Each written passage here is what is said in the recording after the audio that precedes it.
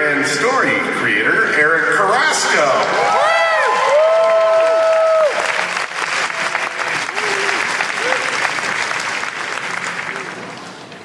Not bringing out an order, so it's kind of confusing at times. Our director on this movie, Sam Liu.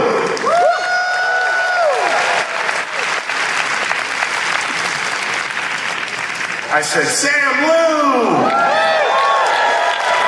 They're not coming out unless you applaud. That's the rule. Embodiment of Johnny Quest, Bruce Timm.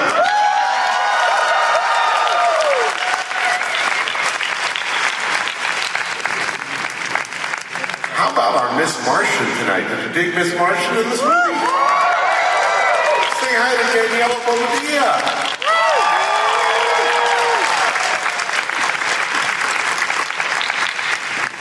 Mono was very imposing. I love him. He's fully fleshed out. We love that. Say hi to Philip Anthony Rodriguez.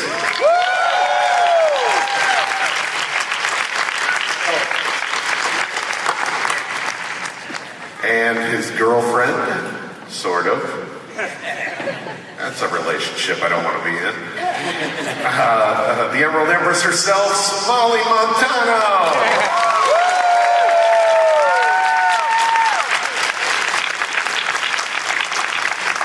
Sorry, I blew it.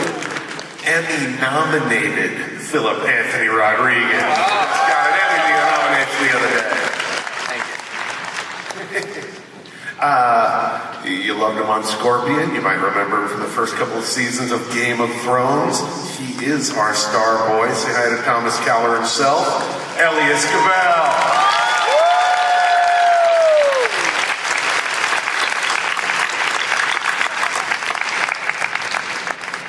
Last but not least, our Trinity from the Justice League and Justice League Unlimited. Let's start with Superman, George Newbern.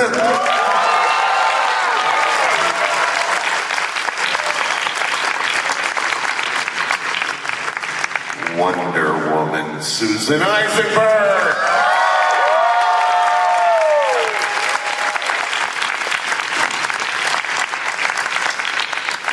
He is the Knight.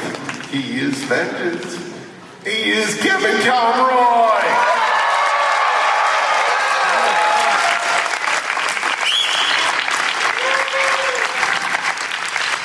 This is what you call an all-star panel. This is a clock we're just throwing out.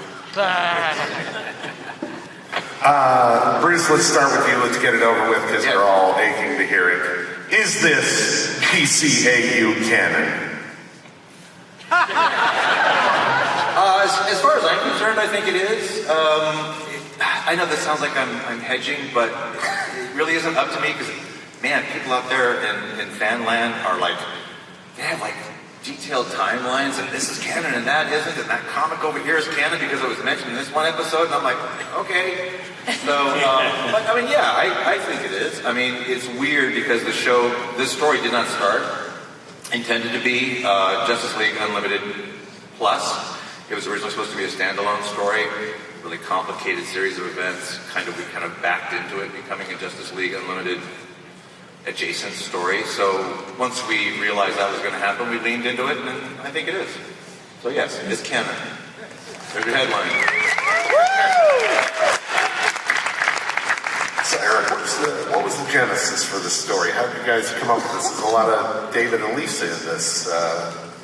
There is. I got a call that we were going to make a Justice League versus the Fatal Five movie, and I think it was because these guys knew I was a giant Legion of Superheroes fan, and so I came in, and that was it. It was like having a writing prompt.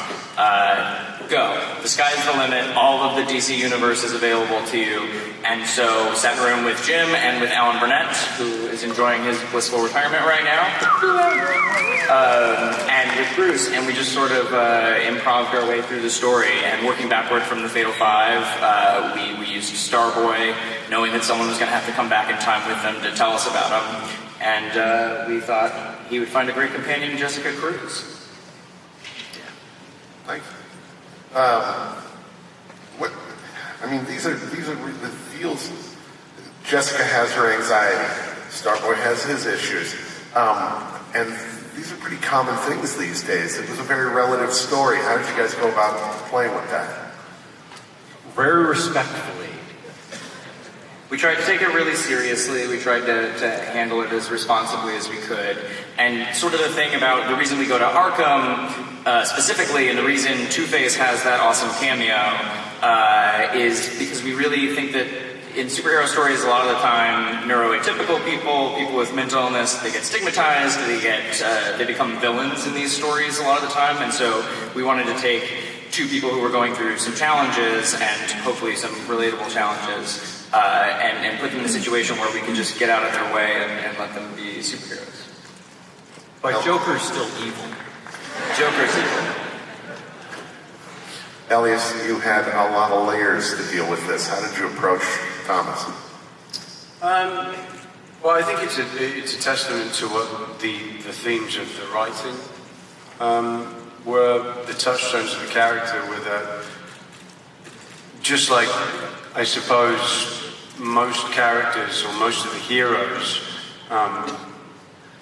they go through the challenges and they go through an element of sacrifice, and they have a deep well of sadness, a lamentation, or whatever you call it. But struggling with that and overcoming it for a particular purpose and finding meaning, it was very, very evident in the writing. So it was easy to jump into the challenge, and there were a lot of layers there. But it was a fun exercise to try out. A quick shout out. I think you might have had a little help in the booth. We have Wes Gleason, our fine voice director out there. Wes, stand up, give a Wes. Wes was integral in terms of, first of all, communicating, in the language in which he uses to communicate. To communicate the themes that are so evident, and also what the struggle that from my perspective, Starboy was going through. It was a very, very lucidly explained experience, and I think that's what you want when you're dealing with that kind of a great challenge. Somali and Philip, you two. Yeah, look at those lovebirds. You ripped my face off. Sorry about that. Wayward hen. Somali, was this your first villain role? And you two seem to eat this up like a buffet. It was so fun. I think that you guys started a little bit of a villain baddie run for me. We recorded this a while ago, and I feel very fortunate. I played a lot of heroes, and this is the first, she's mean. I mean, she's evil. But I loved it. I'm so happy to have the opportunity. Yay! I'm ready for a Mad About You type spin-off of these two characters. Oh, I just dated myself, didn't I? I know. Mad About You. They're going, I could bring it back to the 21st century. You could have said Dick Van Dyke and really pushed it. So you're all right. And Danny, you got to introduce Miss Martian to this realm. I did. And I can't even tell you guys how excited I am. If Miss Martian is excited, I'm triple excited. I mean, I'm beside legends here. And I can't even handle myself. And I can't take credit for it. The writing was amazing. The directing was amazing. The booth directing. Yeah, it's just, she was written right on the page. Her first line, I'm Miss Martian, jackass. That's it. You know the character. So I'm very honored. How long have you guys been looking for a movie to reunite our Justice League voices? Like forever. I mean, it's not, like I said, it's kind of odd because it didn't start as a Justice League Unlimited production. We had already cast the Jessica Cruz part and the Starboy part because we knew those were going to be our main characters. So we thought, well, how are we going to make Superman, Batman, and Wonder Woman pop if we're not going to be casting, like celebrity actors. And then it's like, well, of course, Susan, Kevin, and George are awesome. So it's like, that was like a, low-hanging fruit. So once we got them on board, it was like, oh, this is a kind of a mini Justice League Unlimited thing. I'll tell you guys straight up, if this movie does well, now that we've all gotten our feet back into the Justice League pool, the chances are much better that we would come back and do another Justice League Unlimited movie.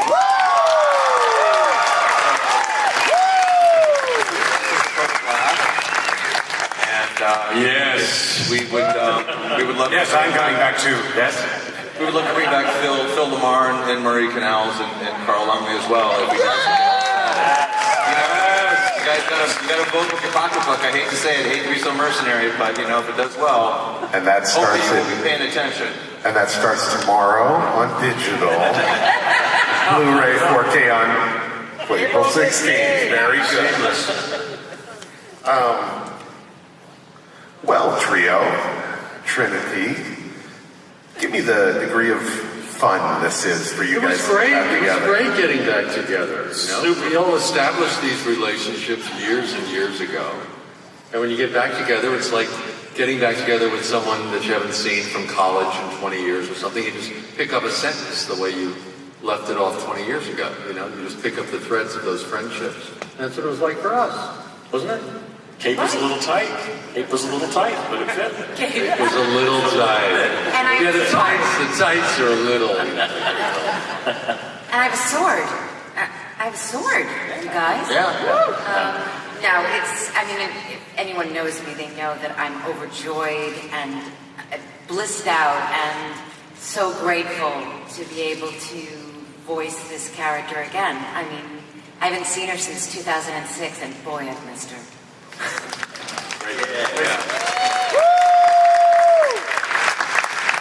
Get into the booth. There is no issue rekindling that voice. It's ingrained, correct? Who are you talking to? Well, the three of you, because I see you in Susan there all does that voice in her sleep. It's her innate sexuality. It's in the sauce. Wonder Woman. I think that it's so comfortable at this point, and working with the three of us, we're missing 4 people, but other than that, it was magical. Yep. And having Bruce back in the booth was No, just a magical. thrill. And it was Tim. Bruce Tim. This is such a great group. What I love about the story, though, is also, the way it touched on, there were some references that just jumped out at me, the way it touched on sort of the intersection of genius and mental illness, which I thought was so interesting when he said, I'm not on my closing now.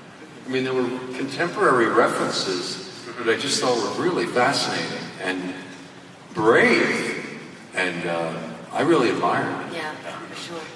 And how many people enjoyed those music cues?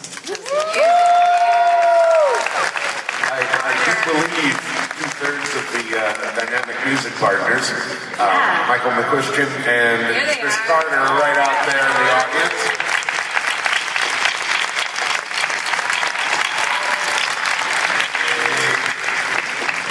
You guys have any questions? Who's got the microphone? Oh, there we go. Okay, rule here is, number 1, we know you love us, or them, me, whatever. That was me. Was it you? Yeah, it was pitched down a little bit, but Yeah, you kind of do that voice. that was great. That's awesome. Thank you. Been watching the animated series for you, like come into one universe. Bruce? Yes, that has come up. More than that, I cannot say. Good question. Next. You are an awesome Cyclops. Hi, my name is Luke, and I don't have any favorites. You don't have a... You guys are all awesome. Thank you, Luke. And my question is, in the movie, when the eyes sucked out all the power from the lantern core, why didn't the lanterns all lose their power? Yes, Eric. I was wondering that too. Why was that? That's a great question. The Green Lanterns have their portable lanterns that they can charge to. They're charged by the central battery, but then they had their little portable lanterns too, and they work like a battery, so they're probably running out of battery at a certain point, but then we fixed it. Yeah. Elon Musk is on that. Good question. Good job, Luke. Oh, that was stressful. Your name is? He was paying attention. My name's Edgardo. Hey, Edgardo. Hey, so, favorite character, that's very hard to decide, but I would say Starboy just because of what he had to deal with throughout, making it complex in the sense that he still had to be a hero, regardless of, his forgetfulness and, Being naked. Very kind. We are born with challenges then, sir. Yeah. Now my question is, and it's for the cast. What types of techniques did you guys do in order to prepare for these roles? Because it's just so amazing on how you guys portrayed these iconic roles and how you just fit them perfectly. I didn't let Elias have his meds for a week. I stayed with Gary, so I stole his. I defer to him. Yeah. It's a big cast. Yeah. Well, I think that a lot of people think that voice acting is about making funny voices, and it's more than that. It's acting. It's voice acting, and it's creating a full character. But you only have your voice to tell the story, and I think each actor finds a hook into the character that is unique for them, a way into the soul of the character. For me, it's the moment that he saw his parents die as a child.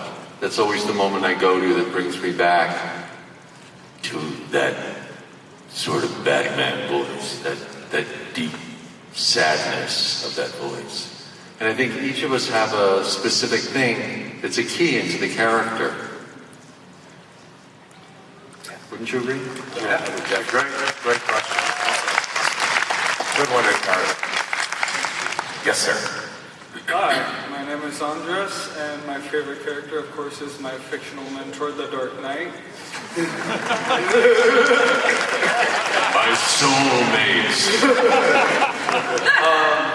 My question is, as an interner at Walt Disney Television and Animation, how many takes did it take to get the perfect voice for each scene?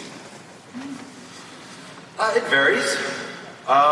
Sometimes you just go with their first take. We usually do multiple takes. We do an interesting technique where quite often we'll have the actor take 3 shots in a row of each individual line, and it works really well because sometimes it's it takes the nervousness off of getting that first take exactly right. So you almost get like 2 free shots, and then on the third one you nail it. And then sometimes they nail it exactly the first time.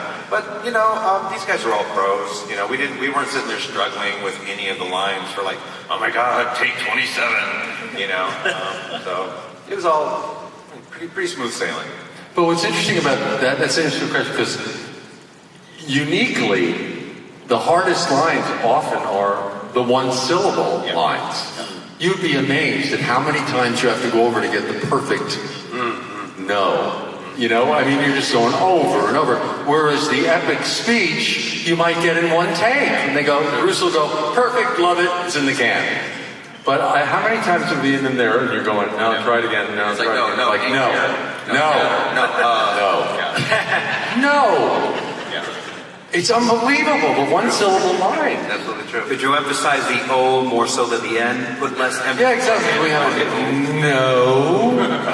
Great. Do you mind if I weigh in on this? That's a really interesting point that Kevin made because the smaller the economy of word, and I'm speaking from a position of being relatively new to voice animation, I found that the less economy or real estate that you have to use, the less you are afforded the opportunity of filling it with filling it. Right.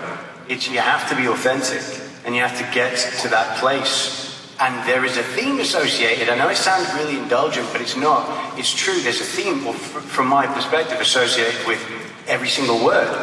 And that's why the voice is so important when, you know, that's what you're hired for, to give that meaning, or to accompany the meaning to the picture. But it's very important because you don't have all that real estate to jump off. Right. Yeah, I mean, you don't have your body, you don't have your face, you don't have any of the tools that you normally have, and sometimes you don't even have pictures. Sometimes it's not animated before you get to voice it.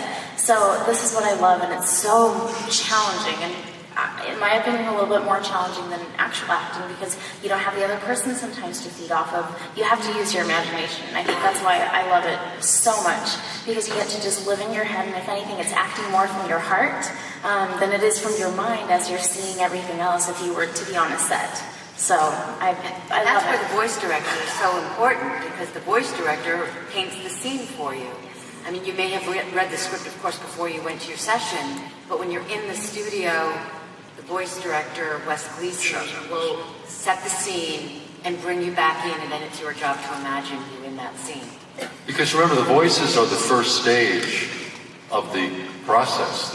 We're not voicing to artwork. It's done like a radio play. So we're just creating these images in our heads out of the script. And then those recordings go off to the artists and the paintings are made. It's even harder for me when you don't have a face at all. And then sometimes you derive something that is special to you. Creating mono for me was what I like to say a hybrid of Ricardo Montalban from Space Seed Khan and Star Trek Wrath of Khan, and the other 50% is probably my dad, God rest his soul. And just looking at my dad punishing me. There was never corporal punishment, never yelling, but he would just look at me and say, "You stop it right now." And then, so that's my dad. And that became mono for me. Awesome. I just think of anyone who's pissed me off, and I put all my anger into them, and then I start to voice the Empress. All right, thank you. Next. Okay. Hello, my name is Stefan. I'm a great fan of your artworks. I have a question for Starboy, the writers, and the directors. I liked how you could... I'm sorry, a little nervous. I like how you portrayed Melanie in a very sensitive but also very respectful way, and how Jessica and Starboy had to help each other. What was the challenges of doing that while still keeping the flavor of the characters? It's there in the page in the comic books. We were pulling a lot from the Justice Society comics that Jeff Johns and David Goyer and Gail Eaglesham did. We were pulling a lot from the Green Lanterns comics right now that Sam Humphries is writing, where Jessica's anxiety is at the forefront, and we just wanted to treat it respectfully. And in kind of early conversations, Jim and I found this movie that we both really loved called David and Lisa, which is what Gary was talking about earlier. It's like a 1962 movie about two people in a mental institution, a mental hospital. Pierre Delay. Yeah. Pierre Delay. And it's a great play, and it's a great movie, and they sort of find each other and help each other find these little moments of grace and heal a little bit, because they both kind of understand each other, and we wanted to strike that kind of relationship between Starboy and Jessica, and that kind of became the whole engine for the movie. There's a little bit of flowers for Algernon in there too, as you see Starboy's facilities, kind of evaporating. It's a little heartbreaking. Yeah, he's kind of on a journey to remembering the hero he was, while Jessica's discovering, her own bravery and heroism. So, yeah, I can only speak to what was on the page, because most of it was part of it was the story that I was fortunate enough to get a hold of the character. But what I found in the booth, there was a lot of generosity. Wes, Bruce, Sam, in terms of allowing the expression to whatever degree, I was very, very eager to explore, and it was all written that way, that there were so many different layers, but a lot of it was born of that search to get back to what the character was, empowerment, to employ meaning and also have significance over there as well. And I found that every time I was reading and every time that we were, there were some really great paradoxical moments where there was a lot of comedy, we had some pudding, but it was all very true.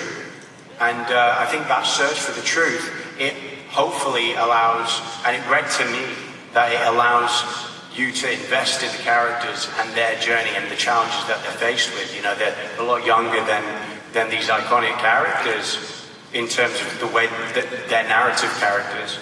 So you're seeing them go through all these challenges, and I think, to employ that mental illness, to have the struggle and the challenge of having to take medication and fighting against that, you have the tenacity that's born, and you even see that with the Lansing character, with Jessica's character, is that she sees her people being destroyed, and then there is a certain amount of there's a darkness that you have to go through. There's the light and the shade, and to get to that place. And I thought that there was very much a pendulum where they both helped each other out and they both acknowledged this place that they were in. And I thought that was a really harmonious, sad, but also beautiful way to root where my character was within the story. Thanks for the question, man. Yes, sir. My name is Elias, and my favorite superhero is Superman, of course. I'm sorry. Now wait just a minute. Usually the person behind the last... He's 80 years old, don't listen to this. I didn't say how I voted. My question is for everybody, especially for Kevin and Bruce. I'm sorry. Like I said, I'm always the person behind the last but on the microphone, so this is the farce that I ever got. Wow, congratulations. Yeah, I made it. So what were the challenges of bringing the spirit of the original characters back to life? Because even though you've been doing you, Bruce, and Kevin are doing some other projects with the same characters, but it's sometimes they do a darker tone, or how do you find the original tone closest to the original spirit of the characters that you made, like 20 years ago? Oh, go ahead. Kevin. Oh, I'm sorry. I was going to say, for me, Batman works completely differently when he's with the Justice League. When he's all by himself, the stories tend to be darker and more full of angst. And when he's part of the team, he's a real smartass. Yeah. And, I mean, he jokes, but his jokes are always kind of snarky and kind of borderline ugly. So, that's kind of like, we kind of front load that into the scripts. And then, of course, Kevin can nail all that stuff. So because I'm so snarky and yeah, horrible to be with. Just you guys don't know. Nasty. So, but yeah, so it's pretty. We've had a little bit of practice doing it, so it's not that hard at this point. we know. I feel like we know these characters pretty well. So there's always more to explore, which is wonderful about playing Batman because he's so complicated. There's always more to explore. But I think it's sort of like a comfortable suit at this point. I think for all of us, we know these characters pretty well. Yeah, and when we went to the session and I saw what she looked like, I mean, there she was, and it was, I just fell right back into it. I mean, I went into the hallway and said, "Great Hera," like a few times, and then I didn't get a single Great Hera. No, you didn't. Now that I'm thinking about it. Great Hera. Sorry. Next time. We got a great route. Yeah, we got one great route. If this sells really well, tomorrow on digital on April 16th, no pressure. Our next film will be Wonder Woman, Great Hera. Yes, sir. Hi, my name is Josh. My favorite character was Miss Martian. Right on. Wow, thank you. My question is for the writers and Kevin and Daniela.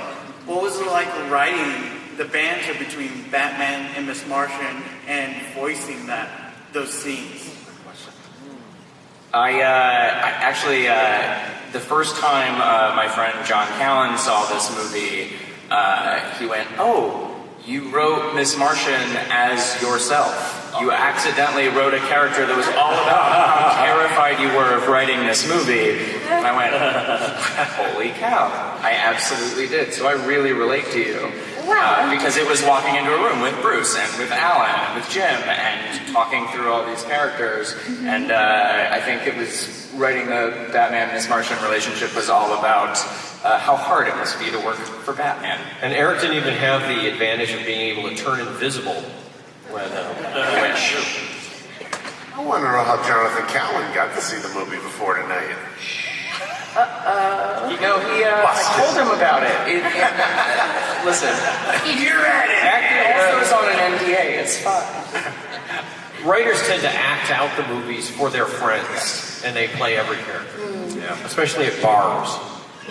Now I have to tell you guys, I am not easy to make laugh at all. And when I read the script, oh my goodness, I couldn't stop. So good and so much fun. And then they played back what Kevin did for me, and I was laughing so hard. I think I flubbed a few takes, maybe. But yeah, it was just so much fun. And it's somebody that has to stand up for their own and pretend that you're okay. You know, I'm one of the team, and I can do this, promise. And then you have your moment that you're like, oh, okay, I'm here. I'm having that moment right now. So yeah, it was a lot of fun. Thank you. Some of that color in Batman when he's playing in this relationship, there's so much darkness to him and so much weight to him that I always look for any opportunity to contrast that with something lighter, with something ironic. And so the banter was someplace I could find that. And I'm always looking for that in a character because he can be so dark. Broody. That it's just you look for any moment that's a different color, and those are great other colors for me. I also really enjoyed that they're used to being epic heroes, and she finds them really cool. So it's a little reminder that they're really cool, whether they're used to being as epic as they are or not.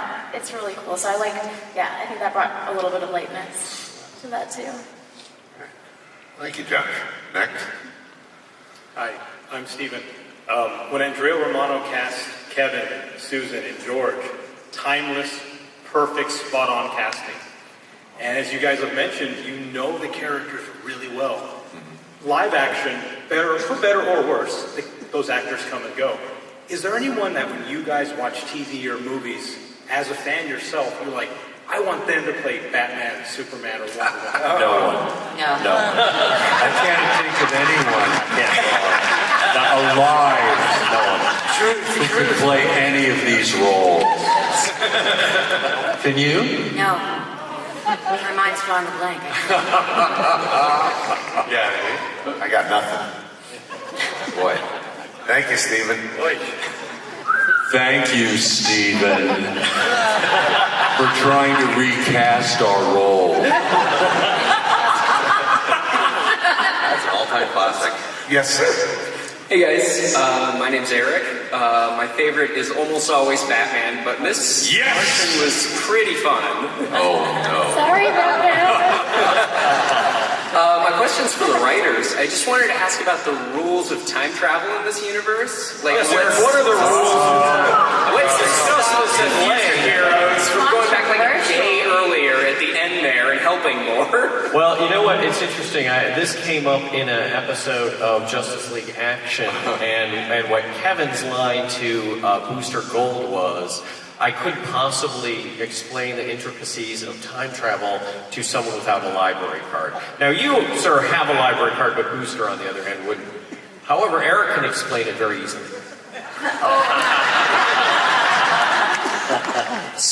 Time travel is extremely hard because the Earth is moving through space at 67,000 miles an hour. So that's why when they time travel backwards, they end up in space at the beginning of the movie, because you can't really account for where the Earth is. It's really complicated. It's a huge calculation. and difficulties ensue. Does that answer your question? And you can get a no prize if you top it, and we'll pay you. It involves a lot of hand waving. Yes. Thank you, Eric. Yes, sir. That was a good question.